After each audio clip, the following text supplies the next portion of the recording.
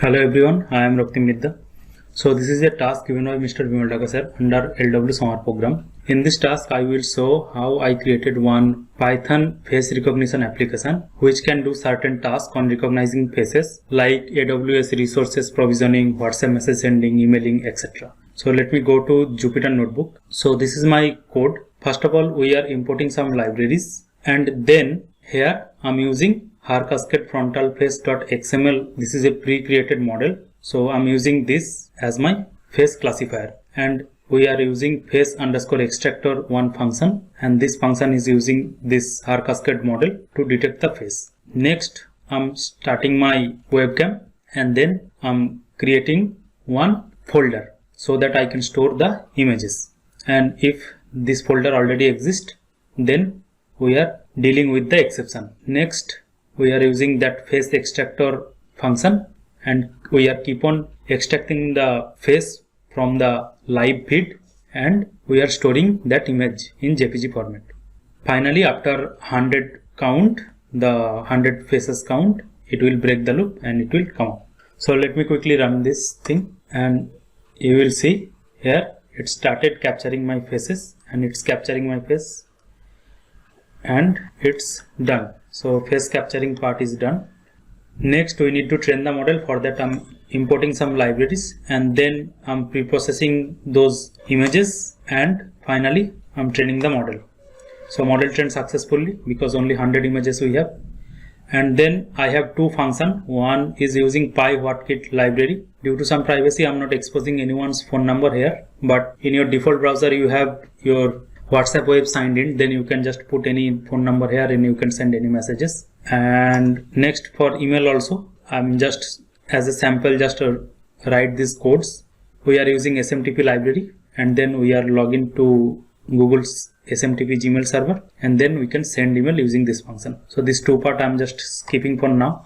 Next, I'm creating AWS underscore resource function, and in this function I'm using PowerShell and running aws.ps1 script. So in this script, you can see I'm just running AWS EC2 and its related commands, and I'm just creating the resources on AWS. Here I'm creating the volume, I'm creating instance. So these are simple AWS commands. Let me quickly run this thing. And next, again we are using Cascade frontal face.xml classifier, and then I'm just capturing the faces. Let me quickly run it.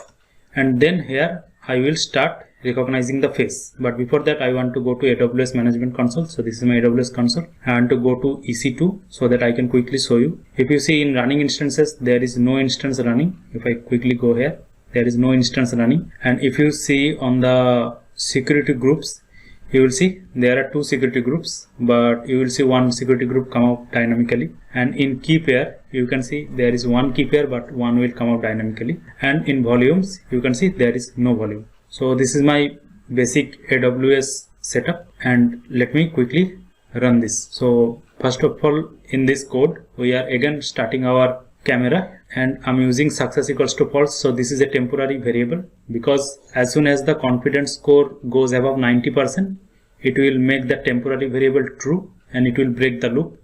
So here we are using one if else simple condition so that we can run AWS underscore resource function. So let me quickly run this thing, and I'm just for just demonstration purpose, I'm just covering my face so that I can show one more thing. If face not detected, then it will not do anything. As you can see, if I press enter, then it will exit the program. But if I again run this program, and I'm just covering my face, as you can see it's doing nothing. But as soon as it detected my face, it's showing face recognition success. Within few seconds your resources will be provisioned on AWS, and in backend it's keep on running, and it's running this PowerShell script. I mean this function AWS underscore resource. So this PowerShell script now will start keep on provisioning the resources on AWS. So I can see that in key pair, if I refresh, you can see one new key pair come up here dynamically. And if I go to security groups, here you can see there are two security groups. If I refresh, one new security group come up here. And if I go to the volumes, you can see two new volumes come up. And if I go to the instances, you will see there is one running instance. So this instance is initializing. Next, if I go to the code, it's keep on running, and then completed process it's showing, and it's attached the volume to my instance, and it's showing AWS resource provision successfully. So if I again go here, and if I again refresh it, and if I go to the volumes, you can see in use. That means these two volumes are in use. This 1 GB volume is attached to my running instance. If I go to, and if I select instance, go to storage, you can see this instance, this volume is attached to this instance. So this was the task. And one more thing, in this task we can run any of the function. In this position I can even use that WhatsApp function or that email function very easily. So that part I haven't done because I thought let's not leak anyone's WhatsApp number or anyone's email address. So thank you everyone for seeing this video. I will again come up with another new video.